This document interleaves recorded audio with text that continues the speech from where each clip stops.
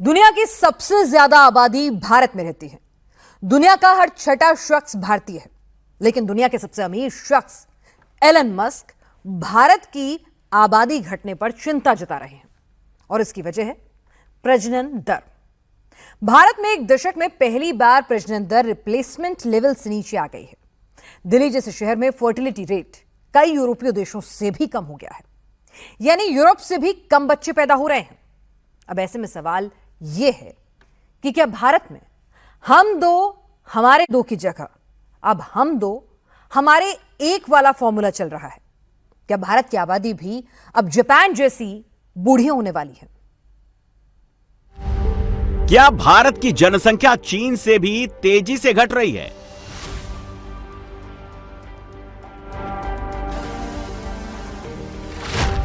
क्या भारत की आबादी जापान की तरह बूढ़ी हो रही है?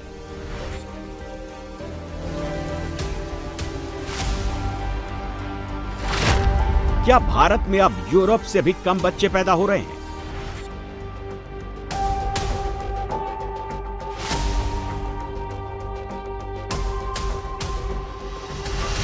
दुनिया में 819 करोड़ से ज्यादा लोग रहते हैं। इनमें से 145 करोड़ लोग भारत में रहते हैं, यानी दुनिया का हर छठा शख्स भारतीय है। आबादी के मामले में भारत चीन से आगे निकल चुका है। फिर भी अमेरिका में बैठे दुनिया के सबसे अमीर शख्स एलन मस्क भारत में घटती आबादी पर चिंता जता रहे हैं। मस्क ने एक पोस्ट में लिखा कि भारत में इतिहास में पहली बार जन्मदर रिप्लेसमेंट लेवल से नीचे आ गई है। जन्मदर घटने का पहला इफेक्ट है कम बच्चे, बूढ़े ज्यादा, और दूसरा इफेक्ट है देश की आबादी में कमी। और एलन मस्क भी भारत को लेकर यही चिंता जता रहे हैं। किसी देश की औसतन एक महिला अपने जीवन में जितने बच्चों को जन्म देती है उसे उस देश की कुल प्रजनन दर कहा जाता है। औसतन एक महिला 2.1 बच्चों को जन्म दे तो इसे सामान्य रिप्लेसमेंट लेवल माना जाता है, यानी वे माता पिता को रिप्लेस कर देंगे, यानी उनकी जगह लेंगे। प्रजनन दर 2.1 से ऊपर हो तो इसे जनसंख्या वृद्धि माना जाता है, और अगर इससे नीचे हो तो यह माना जाता है कि देश में पर्याप्त बच्चे पैदा ही नहीं हो रहे हैं, यानी उस देश में मरने वालों की संख्या जन्म लेने वालों की संख्या से कम हो जाती है। भारत में सिर्फ एक दशक में प्रजनन दर में तेजी से कमी आई है और ये 2.1 यानी रिप्लेसमेंट लेवल से नीचे आ गई है। मस्क इसी ओर इशारा कर रहे हैं। भारत में 1950 में प्रजनन दर 5.7 थी, यानी 1000 महिलाएं 5700 बच्चे पैदा करती थी।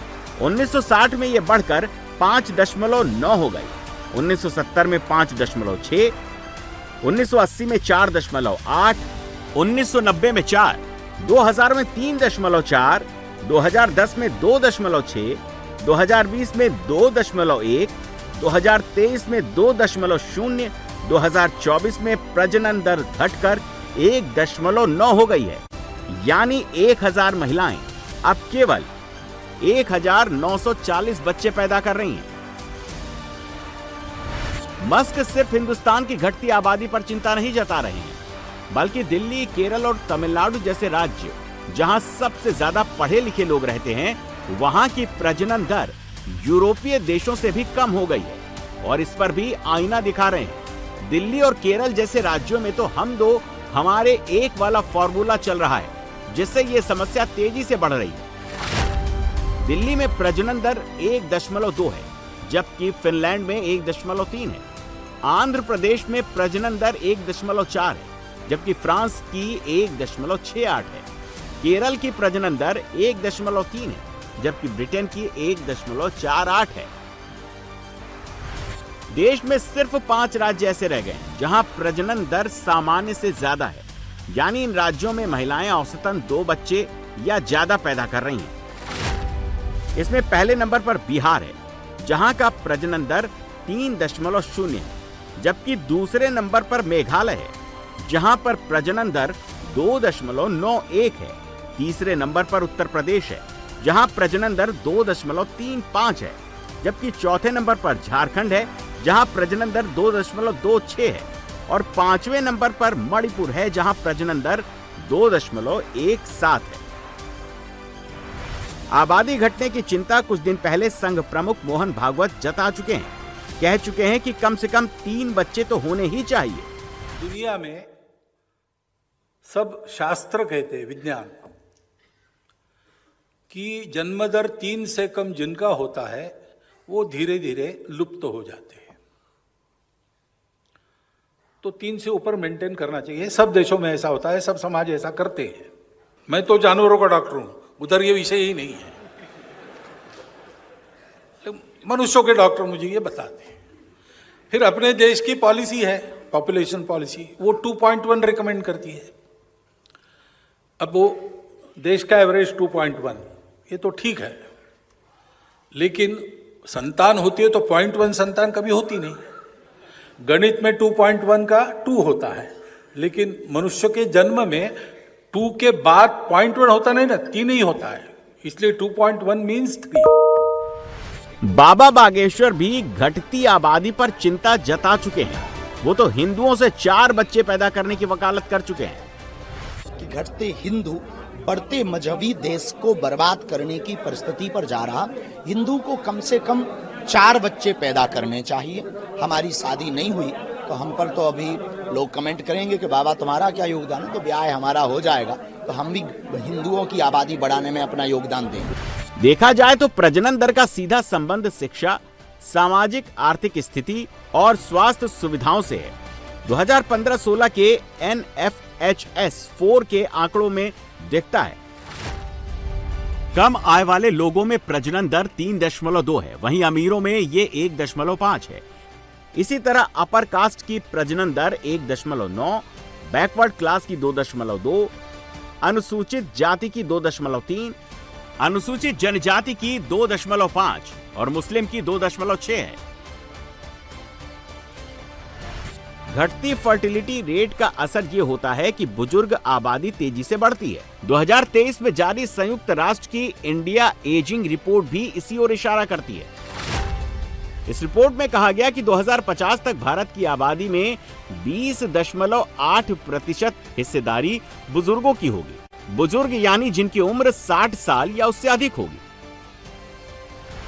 रिपोर्ट में बताया गया कि 2010 के बाद से भारत में बुजुर्गों की आबादी तेजी से बढ़ रही है। इसी वजह से 15 साल से कम उम्र के लोगों की आबादी में हिस्सेदारी घट रही है और बुजुर्ग बढ़ रहे हैं। रिपोर्ट के मुताबिक 1 जुलाई 2022 तक देश में बुजुर्गों की आबादी 14.9 करोड़ थी। तब आबादी में बुजुर्गों की हिस्सेदारी 10.5% थी।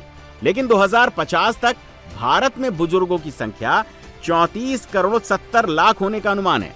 ऐसा हुआ तो उस समय भारत की आबादी में 20.8% बुजुर्ग होंगे, जबकि इसी सदी के अंत तक यानी 2100 तक भारत की 36% आबादी बुजुर्ग होगी।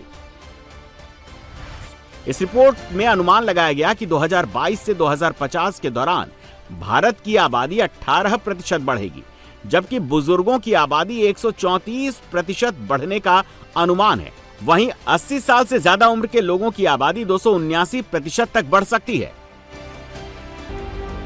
बच्चे कितने जरूरी हैं, ये टॉपिक अमेरिका में भी चल रहा है, जापान में भी चल रहा है, ये ब्रिटेन में भी चल रहा है, चीन में भी चल रहा है और भारत में तो चल ही रहा है।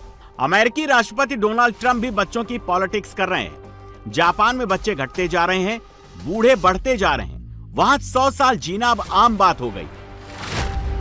जापान में लगभग 1/3 लोग 65 साल से ज्यादा उम्र के हैं। जापान में औसत जीवन प्रत्याशा 84 साल की हो गई है।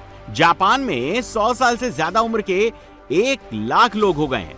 जापान में प्रजनन दर 1.15 के रिकॉर्ड निचले स्तर तक पहुंच चुकी है। साल में जितने बच्चे पैदा हो रहे हैं उससे ज्यादा लोग मर रहे हैं। यूरोप में सोशल प्रोटेक्शन लॉ लागू है। वहां सरकारी खर्चे पर सबकी देखरेख होती है, फिर भी यूरोप के लोग बच्चे कम पैदा कर रहे हैं। हंगरी ने 2001 में जीडीपी का करीब 6% हिस्सा प्रजनन दर बढ़ाने से जुड़ी योजनाओं पर खर्च करना शुरू किया। इससे 2020 तक प्रजनन दर 1.23 से बढ़कर 1.61 तक पहुंच गया, लेकिन 2024 में यह गिरकर 1.39 पर आ गया। अमेरिका में बूढ़ी होती आबादी की प्रॉब्लम है। चीन में जनसंख्या का संकट 2022 में गहरा गया, क्योंकि 1961 के बाद पहली बार जन्म दर तेजी से कम होने की वजह से जनसंख्या में कमी दर्ज की गई। चीन एक डेमोग्राफिक टाइम बॉम्ब बन गया है।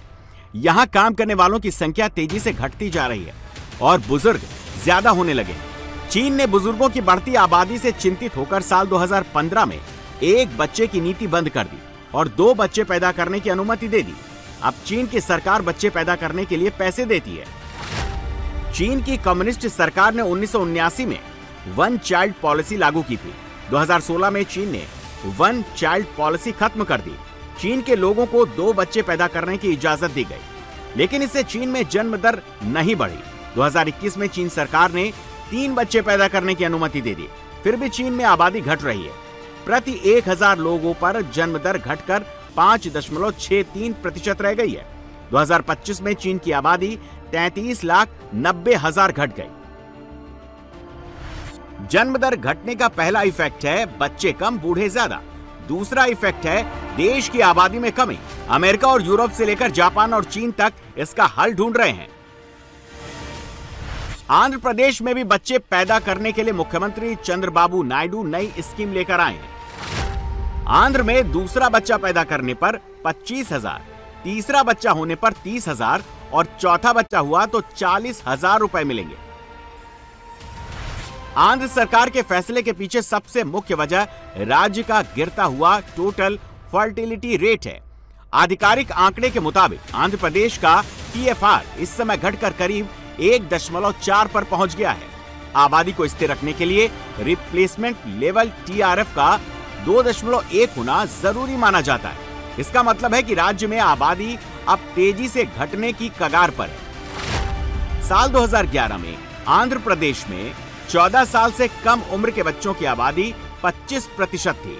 यह आंकड़ा साल 2036 तक घटकर सिर्फ 15% रह जाने का अनुमान है। इसके उलट 60 साल या उससे ज्यादा उम्र के बुजुर्गों की आबादी इस दौरान 10% से बढ़कर 19% हो जाएगी। साल 2047 तक बुजुर्गों का आंकड़ा 23% तक पहुंचने की उम्मीद है। आंध्र प्रदेश की औसत उम्र इस समय 32.5 साल है, जो देश की औसत उम्र 28 साल से कहीं ज्यादा है। इसका मतलब है कि राज्य तेजी से बूढ़ा हो रहा है।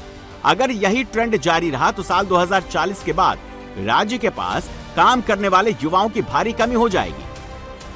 देश में एक तरफ ज्यादा बच्चे पैदा करने पर जोर दिया जाता है, लेकिन वास्तविकता है कि अधिकतर महिलाएं कम बच्चे की चाह रखती हैं।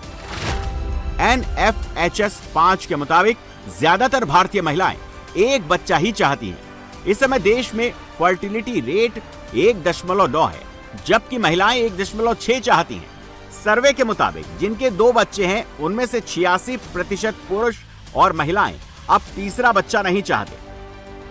आमतौर पर ऐसा माना जाता है कि जो कम पढ़े लिखे हैं वो ज्यादा बच्चे चाहते हैं, लेकिन ऐसा नहीं है। जो महिलाएं कभी स्कूल नहीं गईं, उनमें फर्टिलिटी रेट 2.8 है, जबकि वो 2.2 चाहती हैं। भागवत ने पहले 3 कहा, लेकिन वो इससे ज्यादा के पक्ष में भी नहीं है और उसकी वजह भी उन्होंने बताई। एक कंसर्न भी है, जनसंख्या एक एसेट है, बोझ भी हो सकता है। कल खिलाना पड़ेगा ना सबको, तो उसी के लिए पॉपुलेशन पॉलिसी रिकमेंड करती है। तो दोनों तरफ से जनसंख्या नियंत्रित रहे और जनसंख्या पर्याप्त रहे, तो 3 होने चाहिए, 3 से बहुत ज्यादा आगे बढ़ना नहीं चाहिए। तो आगे से 3 बच्चे या 4 बच्चे पैदा करने वाले बयान का मजाक मत उड़ाइएगा। बात गंभीर है। ये बात देश और समाज की है।